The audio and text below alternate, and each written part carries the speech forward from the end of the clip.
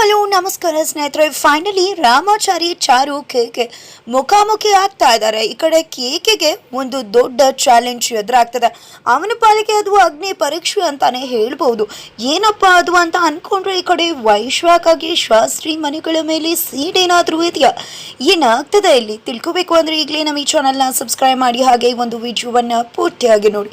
ಇಲ್ಲಿ ರಾಮಾಚಾರಿ ಅಂತೂ full exciting ಆಗಿದ್ದಾನೆ, ನಿದ್ರೆನೇ ಮಾಡ್ತಾ ಇಲ್ಲ. ಈ ಕಡೆ ಸಹ ಕೈದಿ ಏನದು ನಿದ್ರೆ ಮಾಡ್ತಿಲ್ವಲ್ಲ ಅಂದಾಗ ಇಷ್ಟು ಖುಷಿಯಾಗಿದಲ್ಲ ಅಂತ ಕೇಳ್ತಿದ್ದಾರೆ. ಹೌದು ಖುಷಿಯಾಗಿದ್ದಾನೆ.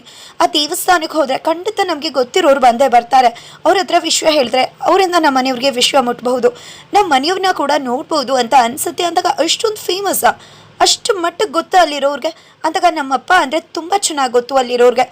ಅದರಲ್ಲಿ ನಾನು ಅವ್ರ ಮಗ ಅನ್ನೋದು ಗೊತ್ತದ. ಯಾರಾದರೂ ಕಂಡವ್ರು ಬಂದರೆ ಖಂಡಿತ ಗುರ್ತಿಡ್ತಾರೆ. ಅವ್ರ ಹತ್ರ ನಾನು ವಿಶ್ವ ಹೇಳ್ಕೊಂಡ್ರೆ ಖಂಡಿತ ಎಲ್ಲ ಪ್ರಾಬ್ಲಮ್ ಕೂಡ ಸಾಲ್ವ್ ಆಗುತ್ತಾ. ನಾಳೆ ಯಾವಾಗ ಆಗುತ್ತೋ ಅಂತ ಕಾಯ್ತಾ ಇದ್ದೀನಿ ಅಂತ ಕಾಯ್ತದಾನೆ. ಆದರೆ ಅಲ್ಲಿ ಚಾರಿ ಕಳಿಸಿರೋ ಪತ್ರದಲ್ಲಿರೋ ಏನನ್ನ ನೋಡಬೇಕು ಅದನ್ನು ನೋಡಲಿಲ್ಲ. ಸಹ ಕೈದಿ ಬರ್ದಿರೋ ಕವನನ ಕೀಕೆ ಬರ್ದಿರೋದು ಅಂತ ಅಂದ್ಕೊಂಡ್ಬಿಟ್ಲು. ಯಾಕೆ ಈ ರೀತಿ ಮಾಡಿದಾನೆ? ಎದುರುಗಡೆನೇ ಇದ್ದ ಅಲ್ವಾ, ಅದನ್ನ ಬಿಟ್ಟು ಈ ರೀತಿ ಎಲ್ಲ ಕುಡ್ಕರ ಕೈಲಿ ಇದನ್ನೆಲ್ಲ ಕಳಿಸುವ ಅವಶ್ಯಕತೆ ಇತ್ತ ಅಂತ ಅನ್ಕೋತಾಳೆ. ಹೀಗೆ ರಾಮಾಚಾರಿ ದೇವಸ್ಥಾನಕ್ಕೆ ಕ್ಲೀನ್ ಮಾಡೋಕೆ ಹೋಗ್ತಿದ್ದನು. ಅದೇ ದೇವಸ್ಥಾನದ ಉದ್ಘಾಟನಾ ಸಮಾರಂಭಕ್ಕೆ ಶಾಸ್ತ್ರಿಗಳ ಮನೆಗೆ ಆಹ್ವಾನ ಸಿಕ್ಕಿದ. ಅದನ್ನೇ ಈ ಕಡೆ ಚಾರು ಕೊಟ್ಟು ಇದನ್ನ ದೇವ್ರ ಮನೆಗೆ ತಗೊಂಡೋಗಿಡಮ್ಮ ಅಂತ ಹೇಳ್ತಾರೆ. ಹೋಗೋ ಬರದಲ್ಲಿ ಕುಂಕುಮ ಚೆಲ್ಲೋಗುತ್ತಾ. ಅದೇ ಇದು ಅಪಶಕುನ ಅಲ್ವಾ ಅಂತ ಕೇಳ್ತಿದ್ರೆ ಕೆಲವೊಮ್ಮೆ ಅಪಶಕುನ ಅಂತ ಅನ್ಕೋಬಾರ್ದು, ಶುಭ ಶಕುನ ಕೂಡ ಆಗಿರತ್ತೆ ಅಂತ ಅಂದಿದ್ದೆ. ಅಲ್ಲೇ ಇರ್ತಕ್ಕಂಥ ರಾಮಾಚಾರಿ ಬರ್ದಿರೋ ಪತ್ರನೇ ಅರ್ತು ಅದೇ ಪತ್ರಕ್ಕೆ ಕುಂಕುಮ ಇಡ್ತಾರೆ ಜಾನಕಿ ಅವರು. ನಂತರ ಅದನ್ನ ದೇವ್ರ ಮನೆಗೆ ತಗೊಂಡೋಗಿ ಇಡ್ತಾರೆ. ಖಂಡಿತ ದೇವರ ಆಶೀರ್ವಾದ ಅಂತೂ ಖಂಡಿತ ಸಿಗತ್ತೆ. ನಂತರ ಈ ಕಡೆ ವೈಶ್ವಕ ರಾಮಾಚಾರಿ ರೂಪದಲ್ಲಿರೋ ಕೀಕಿ ಹತ್ರ ಬಂದು ಏನು ಮಾಡ್ತಿದ್ಯಾ ನೀನು?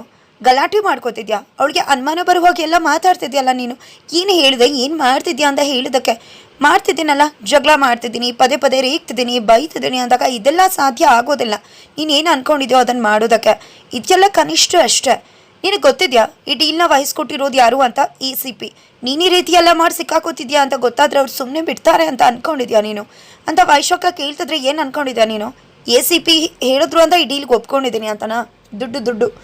ದುಡ್ಡುಗೋಸ್ಕರ ಒಪ್ಕೊಂಡಿರೋದು ನಾನು ಅಂತ ಹೇಳ್ತಿದ್ದಾರೆ ಕೇಕೆ. ಸರಿ ಆಯಿತು, ಏನಕ್ಕಾದರೂ ಒಪ್ಕೋ, ಆದರೆ ನೀನು ಕೆಲಸ ಮಾಡಬೇಕಲ್ವಾ? ನೀನೇ ರೀತಿ ಎಲ್ಲ ಮಾಡಿದ್ರೆ ಖಂಡಿತ ಅವಳಿಗೆ ಅನುಮಾನ ಬರುತ್ತೆ ಹೊರತು ನಿನ್ನ ಮೇಲೆ ಕೋಪ ಬರೋದಿಲ್ಲ. ಜೊತೆಗೆ ಏನೋ ಅಂತ ಅಂದ್ಕೊಂಡು ಕ್ಷಮಿಸ್ಬಿಡ್ತಾಳೆ ಚಿಕ್ಕ ಪುಟ್ಟದ್ದು ಅಂತ. ಅದಕ್ಕೆ ನೀನು ಏನು ಮಾಡಬೇಕು ಅಂದರೆ ಅವಳ ಕ್ಯಾರೆಕ್ಟ್ರ್ ಬಗ್ಗೆ ನೀನು ಮಾತಾಡಬೇಕು. ನಿನ್ನ ಬಿಹೇವಿಯರ್ ಸರಿ ಇಲ್ಲ ಅನ್ಬೇಕು. ಯಾರ ಜೊತೆ ಮಾತಾಡ್ಕೊಂಡು ನಿಂತಿದ್ದೆ ಅಂತ ಹೇಳಬೇಕು. ಜೊತೆಗೆ ನೀನು ಬಾರು ಪಬ್ಬಲ್ಲೆಲ್ಲ ಇದ್ದವಳು, ಈಗ ನೀನು ಒಳ್ಳೆಯವಳಾದ್ರೆ ಅಂತ ನಂಬ್ತೀನ. ಎಂತೆಂಥ ಮಹಾನ್ ಕೆಲಸ ಮಾಡ್ತಿದ್ಯೋ ನೀನು ಅಂತ ಅವಳು ಕ್ಯಾರೆಕ್ಟ್ರು ಅಸಸಿನೇಷನ್ ಮಾಡಬೇಕು ಅಂತ ಹೇಳ್ತಿದ್ದಾಳೆ ಈ ಕಡೆ ವೈಶಾಖ. ಕ್ಯಾರೆಕ್ಟ್ರು ಅಸಸಿನೇಷನ್ ಮಾಡೋದು ಅಂದರೆ ಅಷ್ಟು ಸುಲಭ ಅಲ್ಲ. ಈ ಕಡೆ ಕೇಕೆಗೆ ಒಂದು ಹೆಣ್ಮಕ್ಳ ಮೇಲೆ ಅಷ್ಟೇ ಗೌರವ ಕೂಡ ಇದೆ. ಆದರೂ ಕೂಡ ಈ ಕಡೆ ವೈಶಾಖ ಹೇಳಿದಾಗೆ ಸರಿ ಆಯಿತು ಅಂತ ಹೇಳಿ ಒಪ್ಕೋತಾನೆ.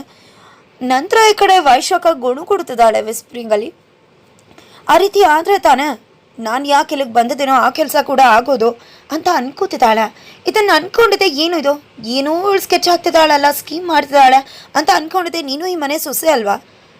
ಸೊಸೆ ಅಂತ ಹೇಳಿದ ಮೇಲೆ ಏನಿದು, ನಾನು ಯಾಕೆ ಇಲ್ಲಿಗೆ ಬಂದಿದ್ದೀನಿ, ಆ ಕಾರ್ಯ ಆಗಬೇಕು ಅಂತ ಹೇಳೋದು ಅಂತ ಕೇಳ್ತಿದ್ರೆ ಆ ರೀತಿ ಏನಿಲ್ಲ ಅಂತ ಹೇಳ್ತಿದ್ದಾರೆ. ಶತ್ರುಕ ಶತ್ರು ಮಿತ್ರ, ನೀನು ಹೇಳ್ಕೊ ನಿಂದೇನಿದೆ ಅಂದಾಗ ಅದೆಲ್ಲ ಬೇಕಾಗಿಲ್ಲ ನಿನಗೆ ವಿಶ್ವ ಅಂತ ಹೇಳಿ ಹೊರಟೇ ಬಿಡ್ತಾಳೆ.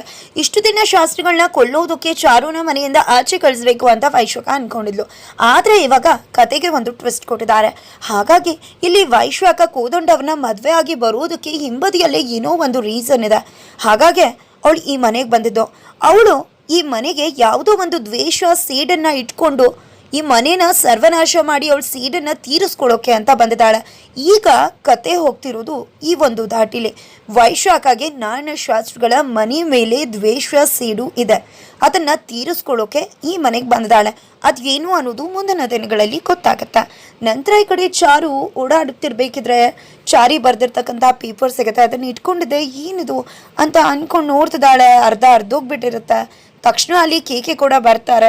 ಕೇಕೆ ಬರ್ತಿದ್ದಾಗೆ ಏನಿದು, ಬೆಳಗ್ಗೆ ತಾನೇ ನಿನ್ನ ಸಿಗರೇಟ್ ಇತ್ತು ಅಂತ ಬಂದು ಪ್ರಶ್ನೆ ಮಾಡಿದೆ. ಅದಕ್ಕೆ ನೀನು ಸರಿಯಾಗಿ ಕೂಡ ಉತ್ತರ ಕೊಡಲಿಲ್ಲ. ನಂಗೆ ತುಂಬ ಚೆನ್ನಾಗಿ ಗೊತ್ತು ರಾಮಾಚಾರಿ, ನೀನಂಥ ಕೆಲಸ ಎಲ್ಲ ಮಾಡೋನಲ್ಲ ಅಂತ.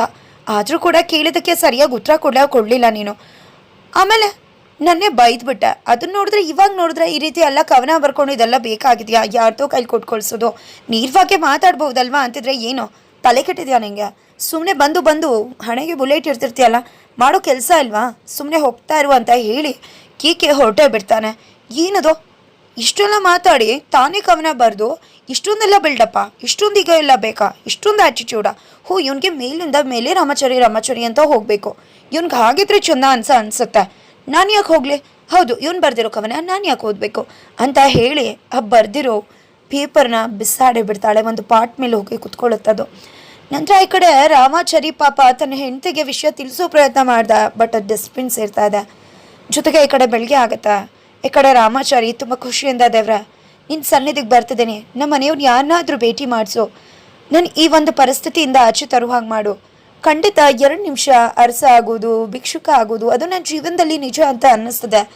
ಖಂಡಿತ ದೇವ್ರೆ, ಇವತ್ತು ನನ್ನ ಜೀವನದ ಬಹು ಮುಖ್ಯ ದಿನ ಅಂತ ಅಂದ್ಕೊಂಡು ರಾಮಾಚಾರಿ ದೇವಸ್ಥಾನಕ್ಕೆ ಬಂದು ಅಲ್ಲಿ ಕೆಲಸನ ಶುರು ಮಾಡ್ಕೊಂಡಿದ್ರೆ, ಈ ಕಡೆ ಮನೇಲಿ ಜಾರುಗೆ ಜಾನಕಿಯವರು ಪೂಜೆ ಸಾಮಾನೆಲ್ಲ ಕೊಟ್ಟು ಆ ದೇವ್ರಿಗೆ ತುಂಬಾ ಶಕ್ತಿ ಇದೆ, ನಿನ್ನ ಮನಸ್ಸಲ್ಲಿರೋ ಕೋರಿಕೆ ಎಲ್ಲ ಕೇಳ್ಕೊ, ಎಲ್ಲ ಕೂಡ ಒಳ್ಳೇದಾಗತ್ತೆ ಅಂದಾಗ ಏನಿಲ್ಲ ಆತ ರಾಮಾಚಾರಿ ಸ್ಟೇಷನ್ಗೆ ಹೋಗಿ ಪೂಜೆಯಿಂದ ಬಂದಾಗಿಂದ ತುಂಬ ಬದಲಾಗಿದ್ದಾನೆ. ಅದಷ್ಟೇ ನನ್ನ ಪ್ರಾಬ್ಲಮ್ ಅಂತ ಹೇಳ್ತಿದ್ದಾಳೆ. ವೈಶಾಖು ಕೂಡ ಅದಕ್ಕೆ ಸಾಕ್ಷಿ ಆಗ್ತಾಳೆ. ನಂತರ ಈ ಕಡೆ ಕೇಕಿನ ಕರೆದು, ನೋಡು ರಾಮಾಚಾರಿ, ಆ ದೇವಸ್ಥಾನಕ್ಕೆ ನೀನು ಚಾರು ಹೋಗಿ ಬನ್ನಿ, ಅವ್ರು ಏನಾದರೂ ಪೂಜೆ ಮಾಡ್ಕೊಡಪ್ಪ ಅಂತ ಹೇಳಿದ್ರೆ ಪೂಜೆ ಮಾಡಿಕೊಡು ಆಯ್ತಾ ಅಂತ ಹೇಳಿ ಕಳಿಸ್ತಿದ್ದಾರೆ. ಈ ಕಡೆ ಚಾರು ಕೇಕೆ ಅದೇ ದೇವಸ್ಥಾನಕ್ಕೆ ಹೋಗ್ತಿದ್ದಾನೆ. ರಾಮಾಚಾರಿ ಆಲ್ರೆಡಿ ಇದ್ದಾನೆ. ಜೊತೆಗೆ ಅಲ್ಲಿ ಪೂಜೆ ಮಾಡುವ ಸಂದರ್ಭ ಬಂದಾಗ ಈ ಕಡೆ ಕೇಕೆಗೆ ಬಾಯಿಂದ ಸರಿಯಾಗಿ ಶ್ಲೋಕನೇ ಒಳ್ಳೋದಿಲ್ಲ. ಫೈನಲಿ ಇಲ್ಲಿ ಚಾರುಗೆ ಅನುಮಾನ ಬರೋ ಸಾಕಷ್ಟು ವಿಷಯಗಳು ಖಂಡಿತ ನಡೆಯುತ್ತೆ. ಅಲ್ಲಿ ಚಾರಿಯ ಕುರುಹು ಕೂಡ ಗುರುತು ಕೂಡ ಅವಳಿಗೆ ಸಿಗುತ್ತೆ. ನಂತರ ಬಂದು ಪಾಟಲ್ಲಿರೋ ಆ ಪೇಪರ್